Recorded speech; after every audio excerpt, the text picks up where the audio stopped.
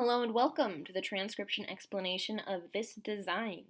So this design uses this script, which uses a combination of these 4 different letter stems with these 2 kinds of modifiers to make the consonants. So these letter stems have 2 base forms, divots, and then completed circles. And the difference between these 2 divot stems is this one is more than 180 degrees complete, like an omega or a horseshoe, where this one is 50 degrees or less completed, like a bite out of a cookie. And then our 2 completed circle stems, they're different because this one is inside the line of the word circle, and this one is on the line of the word circle. So those are our 4 base letter stems, and that's what we'll look for first when we're reading consonants.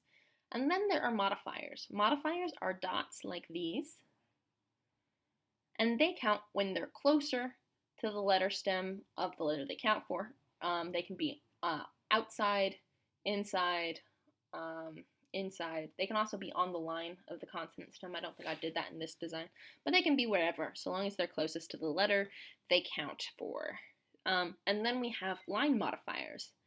Line modifiers count where they end on a letter stem. So this little line ends on this stem here, and then this one ends here, but it doesn't count where it passes through something. So they pass clean through this double letter and clean through this letter, so those don't count. So lines count where they end on a letter stem. And then in this design, I added some decorative dashes. None of these dashes count. They're all just decorative. They don't count for anything.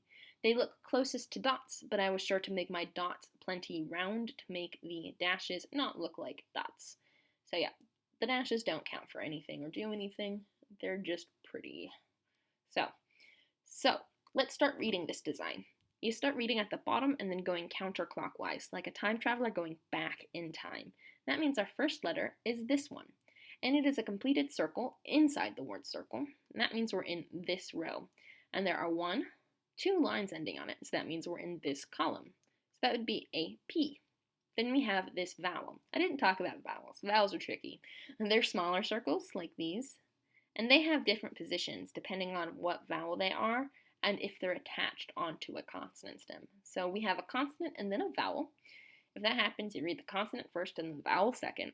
So this vowel right inside that consonant is in the E position. E's are centralized, so either in the middle of a consonant or on the line of the word circle if they're by themselves. So that would be an E. So P-E. Then we have this shallow divot with 3 dots, so that would be an R. A shallow divot with 1, 2, 3 lines, that makes it an S.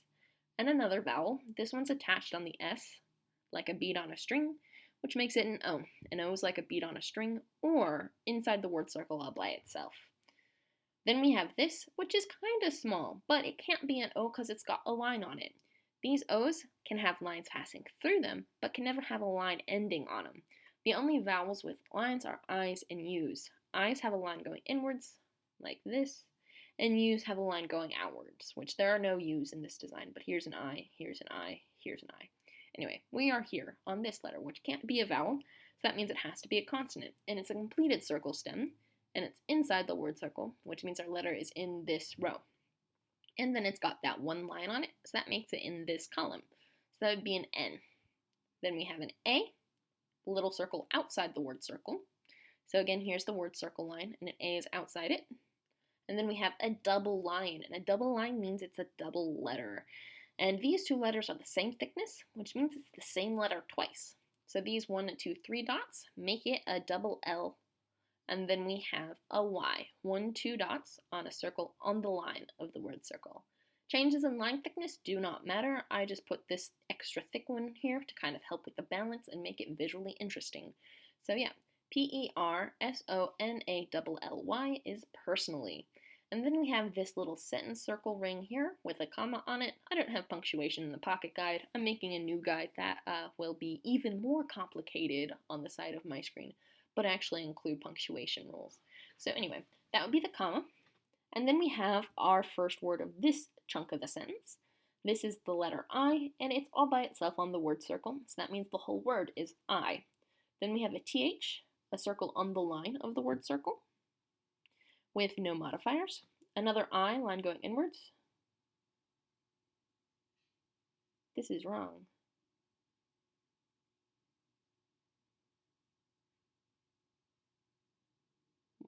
that's a P and a K. It needs to be an N and a K. Shoot. You are going to get to see some behind the scenes. Yeah, I've done a lot of designs. I did all of these today, so don't judge me. We're going to open up my file. Like, seriously, I drew every single one of those files today. It's been a day.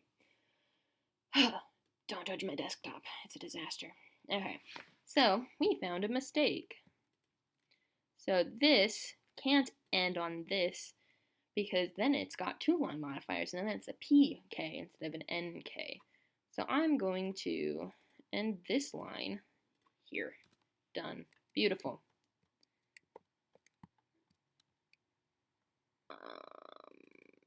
Tiny bit. Okay, there we go. Now we have the I, TH, I, and N, like an actual N, and then a K with 1 and 2 dots. So think.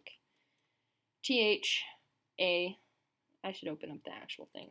So I'll export that one and get it all happy like this one, except with an NK instead of a PK. Alright, let's get back to, because we've changed this. Yay. THINK. Then we have another TH. All the lines pass through it, and lines that pass through things don't count. An A outside the word circle like that. And then we have this shallow divot with no line modifiers, because again, those all pass through it. These thick ones and that thin one. This is a double parallel line. That's an apostrophe. It's another quotation, not a quotation, another punctuation bit that's not on this guide, so you'll just have to trust me that a double parallel line is an apostrophe. And then we have a shallow divot with 1, 2, 3 line modifiers, so that would be an S. So THAT apostrophe S, that's. And then we have this word circle, which all it has is the little A on it, just like this single vowel word is just a single vowel on a word circle. This is a single vowel on another word circle, so that's the word And then we have this deep divot, like that. And then we have an E centered right in the middle of it. Another double L, just like that double L, so that's the word hell. Then we have O inside the word circle, and then another deep divot with 1, 2, 3 lines. Yep, this counts twice. It's just a little cheesy. It ends here and it ends here, so it counts. So of, here's another just like that Then we have a deep divot with no modifiers. So that would be a B, I, R with 3 dots, and then D with 3 dots. They're both in the 3-dot column. So yeah, personally, I think that's a hell of a bird. So yeah, there's your design. And congratulations for getting to see some behind the scenes as I had to fix this line. Woot. Bye.